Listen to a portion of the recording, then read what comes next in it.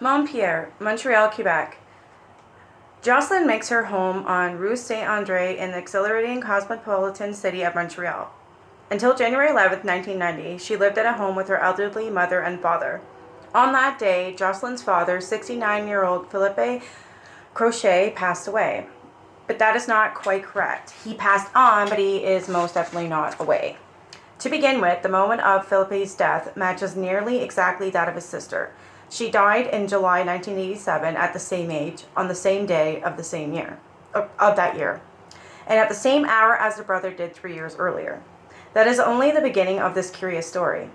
Philippe insists upon dropping in unexpectedly on his daughter and wife. All through 1993, my father appeared either in dreams or in physical form, giving us advice or warning us of danger, Jocelyn said. Everything he has said turned out to be true. Jocelyn's father always appears in the same clothes he had on the day he died. Not unexpectedly, Jocelyn and her mother didn't receive too much support from the rest of their family when they learned about Philippe's continued presence. Jocelyn doesn't mind the skepticism. She is content to have her father very near to her and her mother. She especially likes it when he explains things that later turn out to be true. For instance, I had a dream in 1991 about my father. It was 2 weeks before Christmas. In the dream, my father told me about a big surprise for my mother and me on Christmas Day. He assured us he could do everything that nothing was refused to him. In anticipation, I was very curious and anxious, she said. Christmas passed without any surprise that Jocelyn or her mother could identify, but didn't know why until a few days later. On New Year's Eve, my father appeared very clearly at my side with a look of disappointment. I immediately understood that he was hoping to come back for Christmas as flesh and blood. Jocelyn's mother, Yvette Choquet, has seen her late husband several times, either in the kitchen or in the living room. Very often the sudden smell of his cologne could be detected throughout the room, Jocelyn said. Sometimes it was followed or preceded by another scent, which was very pleasant too. The appearances of Philippe happened most often in the morning or in the late afternoon, but rarely at night. Jocelyn's two brothers have never been visited by their late father. The ghost is also quite insistent in giving advice to his daughter. When she has not followed it, she has had to go through a lot of problems. Today, when my father gives me advice, I listen to him, notwithstanding the fact that it is very difficult to understand everything that is happening to us, as it would be for anyone.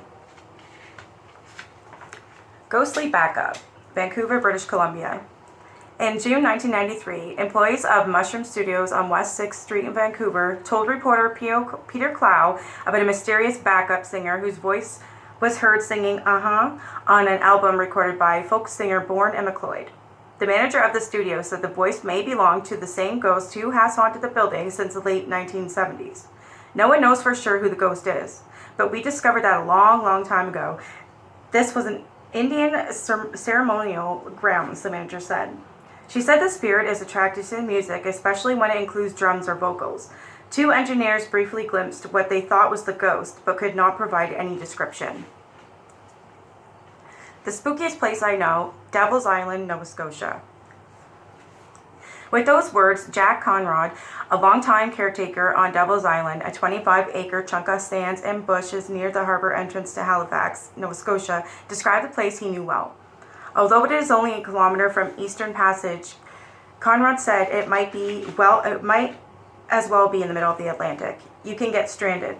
But it's not getting stranded that's worried people. It's wondering if all the hair-raising tales about the island are even remotely true. Although it was settled in the early 18th century, the small windswept island gained its reputation only in the past century. The reasons are probably twofold. When the sun rose and set, it shone through the lighthouse windows so that it seemed the building was on fire, and many people have died in the rough waters of the reef-rimmed island. Families only occasionally lived there, making a living from fishing, but most of them left decades ago. In 1977, a man from Whitehorse, Yukon, took up an offer by the island's owner, Bill Mont, to live there rent-free. He is said to have lasted 1 week before taking off for parts unknown.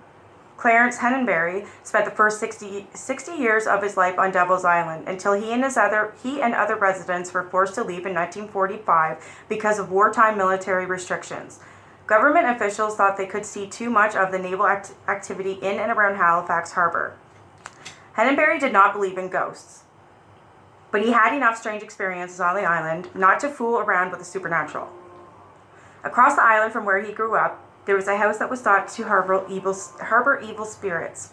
There was something wrong with the house, Henneberry said. I've seen the roof of that house ablaze half a dozen times. Once I went up to it and put my hand on it, it was cold as that kitchen table. Then there was the walking light. The unheld lantern used to go from the house to the bush, then walk back. I wanted to go see it, but my father wouldn't let me. I wasn't scared, Henneberry insisted. In Nova Scotia, as in many other regions of the world, there has been a belief in forerunners, sometimes called tokens. These are appearances by dead relatives or omens of a tragedy to come. Clarence Henneberry witnessed a forerunner. His brother Charlie appeared to him late one night. I woke and he was in my room with wet clothes on. I asked him what he was doing home, and he didn't answer me. He was there only a minute. Henneberry didn't think any more about the incident until the next day. His family received word that Charlie had drowned the night he appeared to Clarence. The Woman in Chains, Victoria, British Columbia. The Todd House on Huron Street in Oak Bay, the oldest house in Victoria, could justifiably have been called that city's most haunted dwelling. Built in 1848 by Scotsman John Todd, the chief trader for the Hudson's Bay Company for over 40 years, the sprawling white mansion was originally located on a 400-acre tract of land.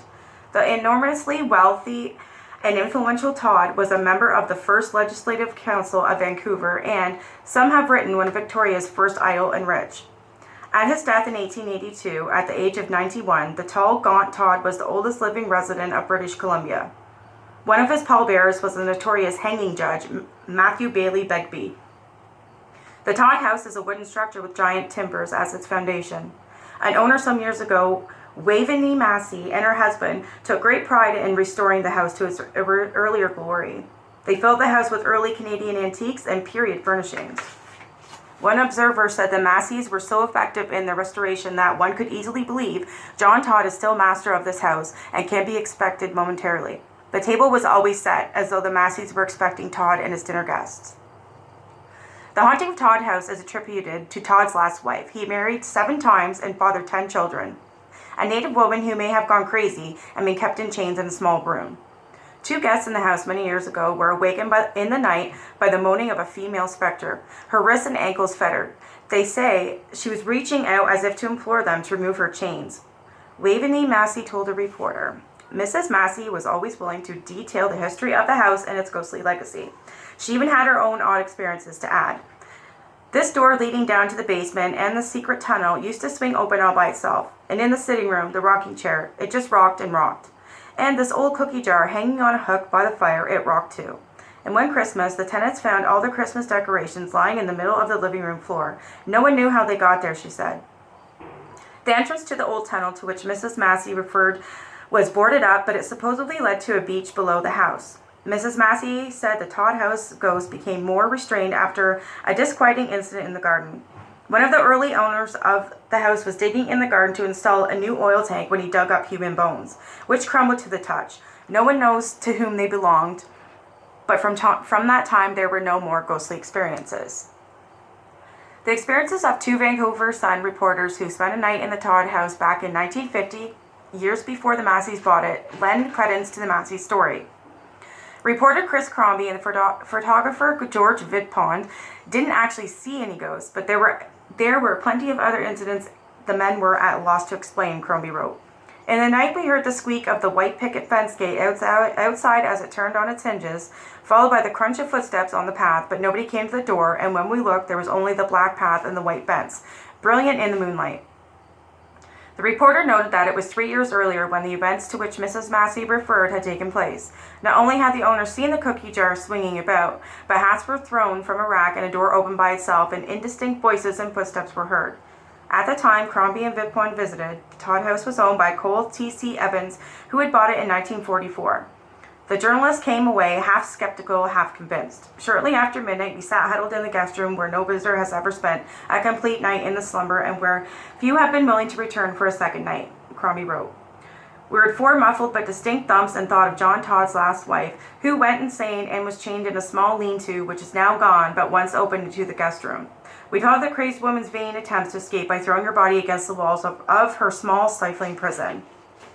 The light, soft tread of bare feet sent us into the long, high-ceilinged hall, but there was only a splotch of moonlight and a great carpeted floor, and the resemblance of things past.